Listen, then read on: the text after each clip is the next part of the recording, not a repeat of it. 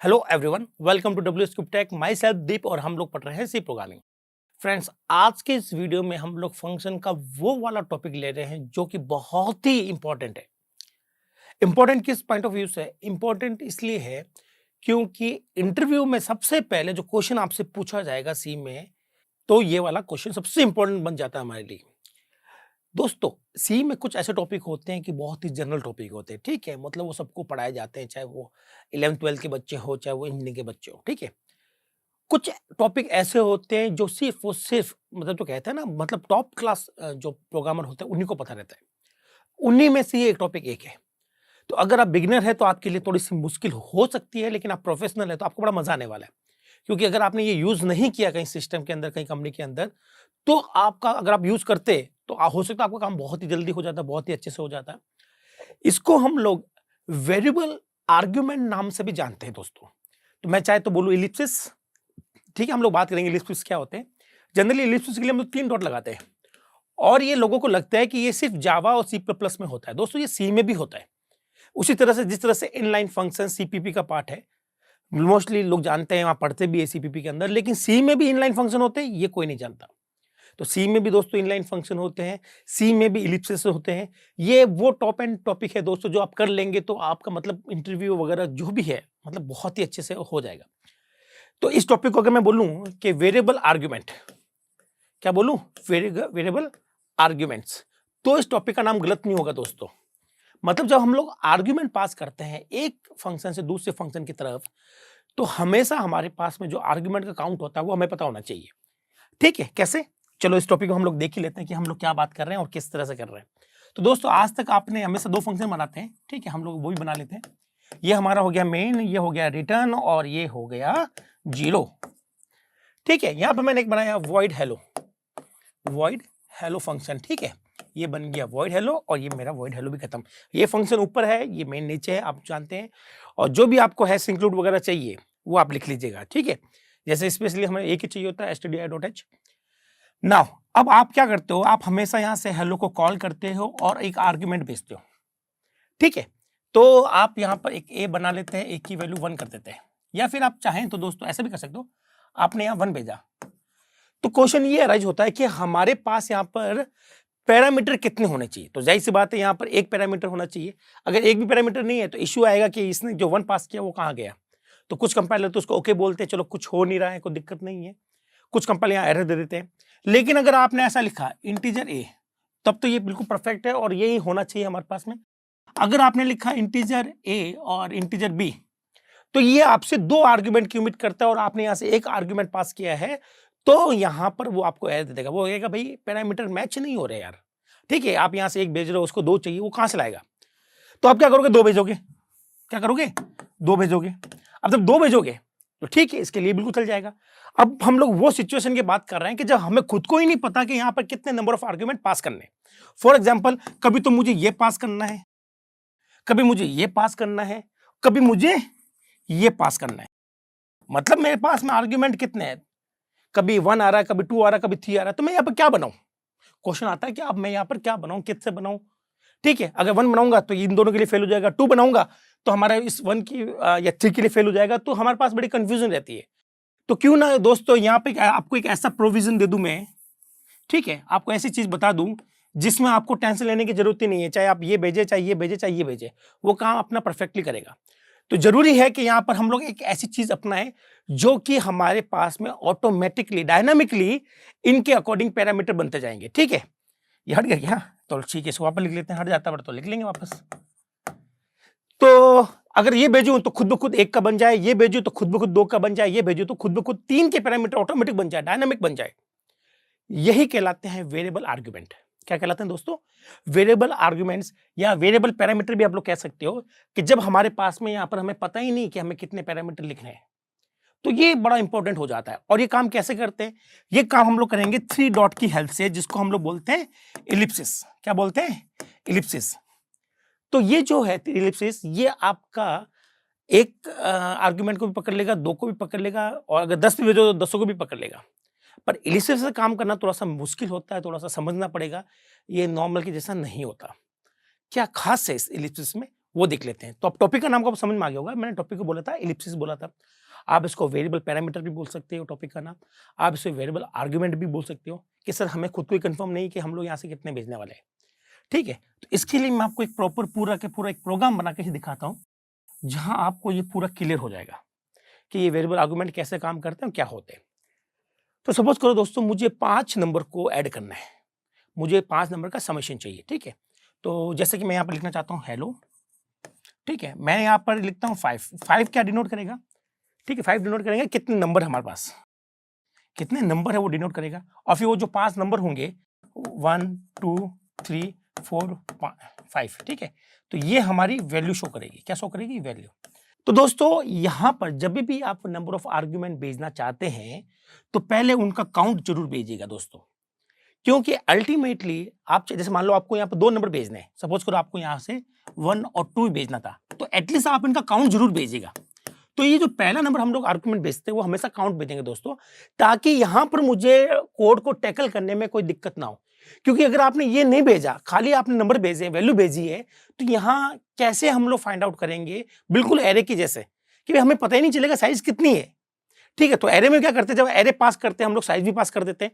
उसी तरह से जब आप यहाँ पर नंबर ऑफ आर्ग्यूमेंट भेजना चाहते हैं, भेजिए, कोई दिक्कत नहीं है, बट उसको बता दीजिए कि कितने आर्ग्यूमेंट भेजना चाहते हैं आप, ताकि वो वहां पर लूप लगा सके, एक पर्टिकुलर चल सके। अब आपको मैं जब यहाँ पर कोड लिखूंगा तो आपको ये क्लियर हो जाएगा कि एक्चुअली में ये कितनी इंपॉर्टेंट चीज हो जाती है।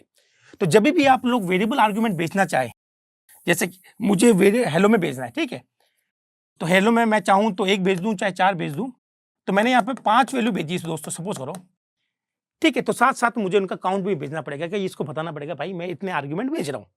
तो आपने यहाँ लिख दिया 5, ठीक है। तो एक्चुअली में कुल मिलाकर आपको 2 चीज करनी है, एक तो ये वाला है और बाकी ये नंबर ऑफ वैल्यूज जो हमारे। तो हम लोग क्या करेंगे, इसको पकड़ने के लिए यहां पर एक इंटीजर ले लेंगे काउंट।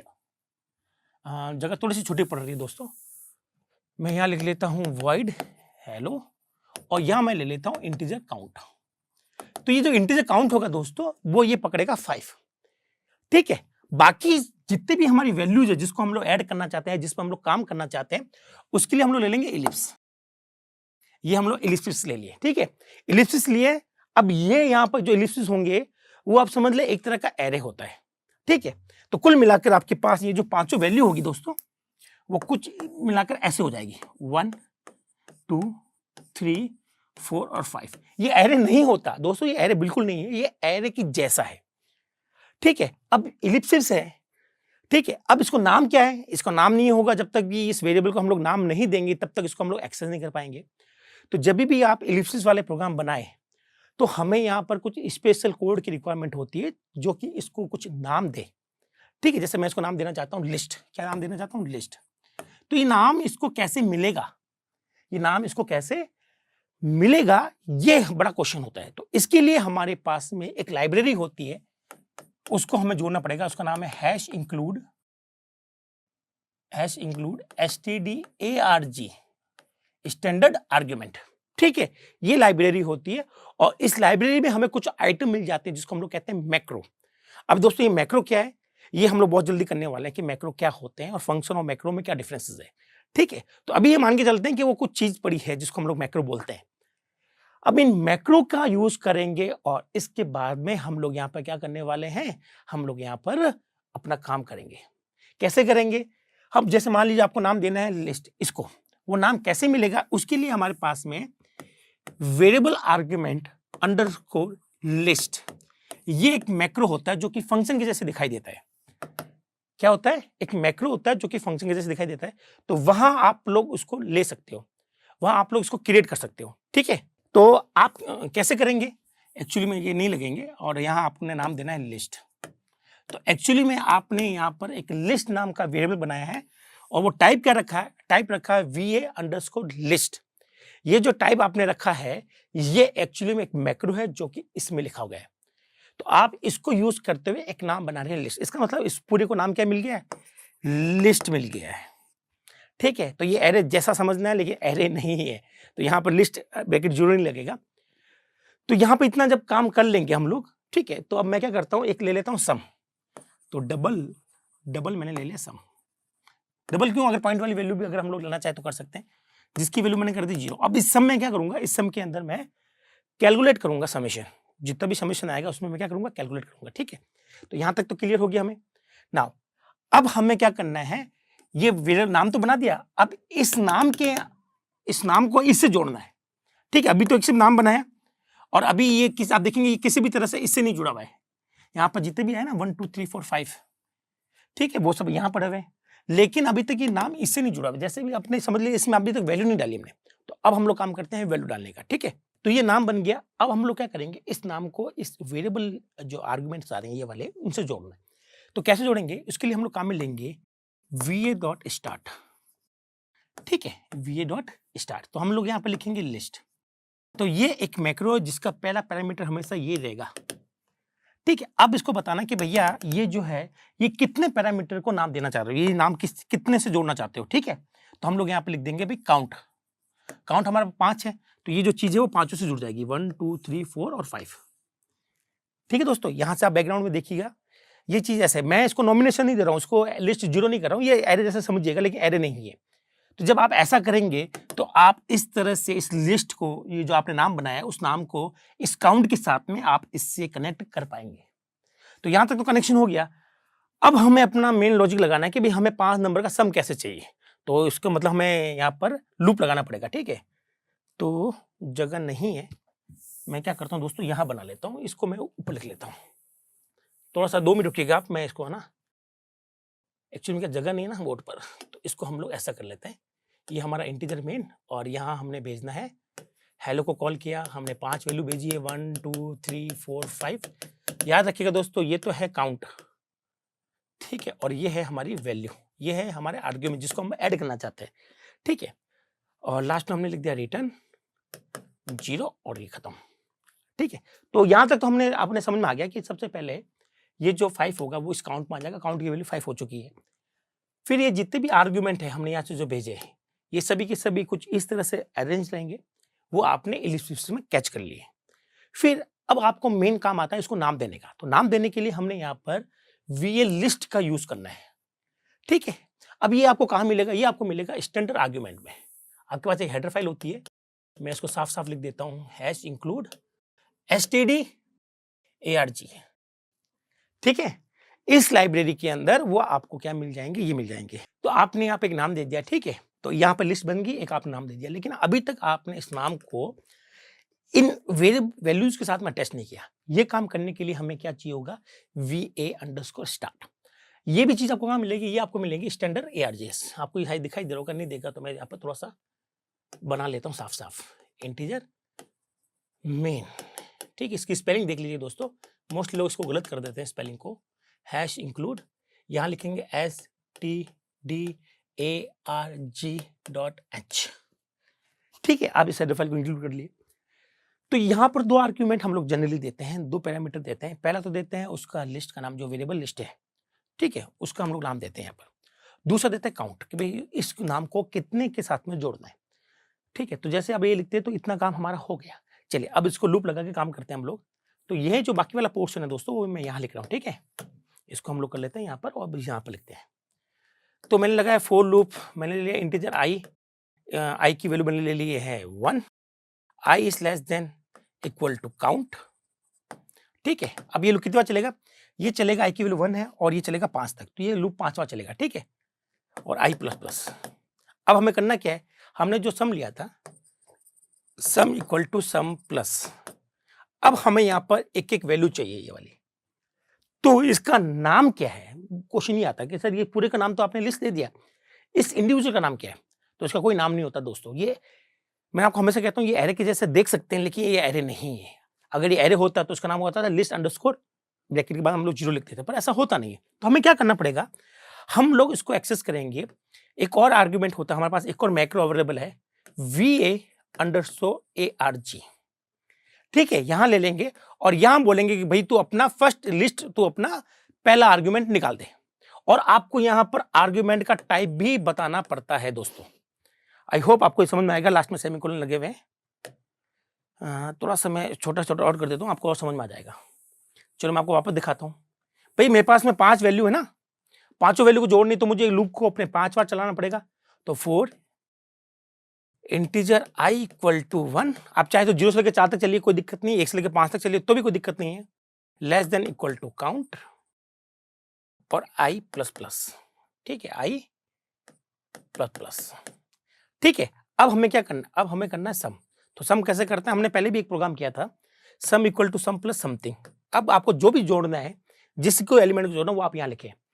तो आप कहते हो सर मुझे तो इसको पहले 1 चाहिए, फिर 2 चाहिए, फिर 3 चाहिए, 4 चाहिए, 5 चाहिए। ये काम कैसे होता है, ये काम करने के लिए हमें अंडरस्कोर va अंडरस्कोर arg ये एक मैक्रो काम में लेना पड़ता है। इस मैक्रो को बताना पड़ता है कि हम लोग किससे काम में ले रहे हैं, हम लोग लिस्ट वाले को काम में ले रहे हैं, मतलब इसको काम में ले रहे हैं, ठीक है। और आपको टाइप भी बताना पड़ता है कि किस तरह की वैल्यू आप उठा रहे हो यहाँ से, ठीक है दोस्तों। तो ये क्या करेगा, सबसे पहले लूप चला के दिखा देता हूँ। ये एक तरह का इटरेशन है। आप देखो, अगर आपको नहीं पता इटरेशन क्या होते हैं या एक तरह का इटरेटर है, तो ये सीपीपी का कॉन्सेप्ट है इटरेटर, ठीक है। तो हम लोग सीपीपी पढ़ेंगे, लेकिन आप समझ लें कि कुछ इटरेटर जैसा है। अगर आपको इटरेटर समझ में नहीं आ रहा तो छोड़िए इस वर्ड को, कोई दिक्कत नहीं है हमें। आप ये समझ लें कि बार बार चलता है, ठीक है। तो हम लोग ये करेंगे, एक को चला के देखते हैं। सबसे पहले दोस्तों आई की वैल्यू हुई 1, फिर जाएंगे यहाँ पर, मैं रेड पेन यूज कर लूँ 1, फिर जाएंगे यहाँ पर, तो 1 इज लेस देन 5। काउंट की वैल्यू क्या आ रही, 5 आ रही ना, जो हमने यहाँ से भेजी थी 5। तो 1 is less then 5, true. True होते ही हम लोग नीचे आ जाएंगे। सम की वैल्यू क्या है दोस्तों, सम की वैल्यू है 0 प्लस, ये क्या करेगा, ये आपकी इस लिस्ट में से एक इंटीजर को रिट्रीव करेगा।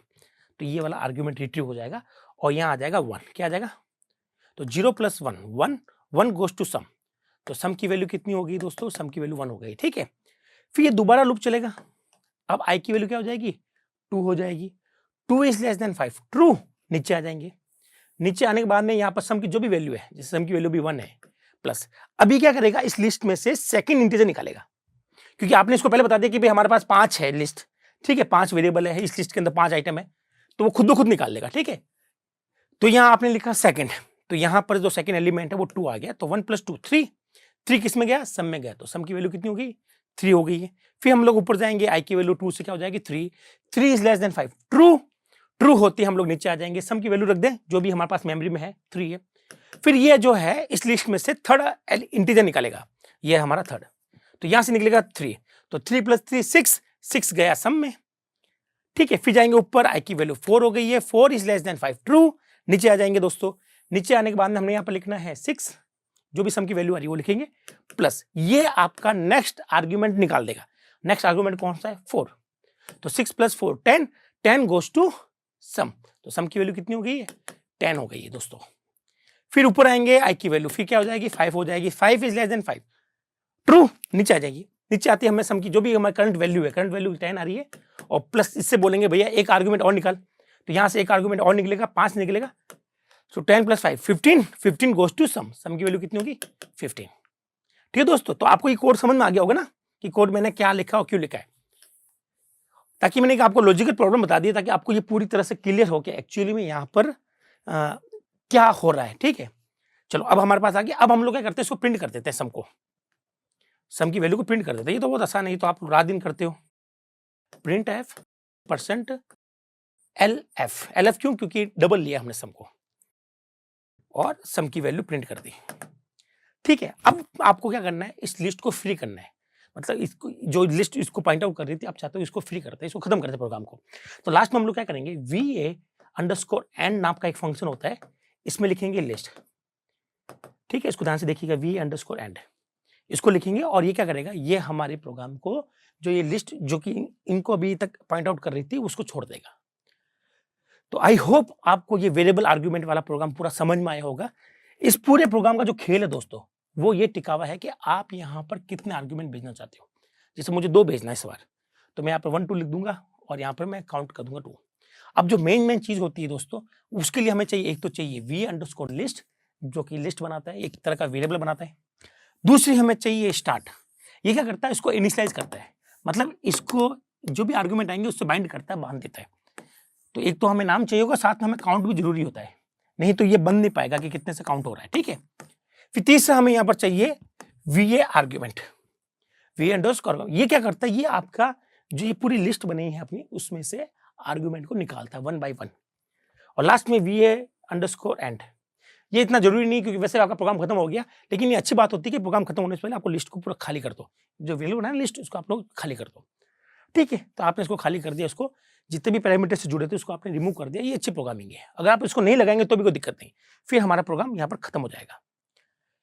तो ये तो था पूरा का पूरा प्रोग्राम जहाँ हमने बात की थी वेरिएबल आर्ग्यूमेंट को किस तरह से टैकल किया जाए, एलिप्सिस उनको किस तरह से टैकल करते हैं, उनको टैकल करने के लिए हमें किस किस तरह की नए आइटम की जरूरत है और नए आइटम हमें स्टैंडर्ड ARGE में मिल जाएंगे। तो आई होप आपको ये पूरा टॉपिक क्लियर होगा। नाउ अभी दोस्तों फंक्शन खत्म नहीं हुआ, फंक्शन के ऊपर हम लोग और चर्चा करेंगे और उसकी डेप्थ में जाएंगे और ऐसे टॉपिक पढ़ेंगे जो अभी तक कहीं नहीं पढ़े गए। तो मिलते हैं नेक्स्ट वीडियो में, तब तक के लिए थैंक यू।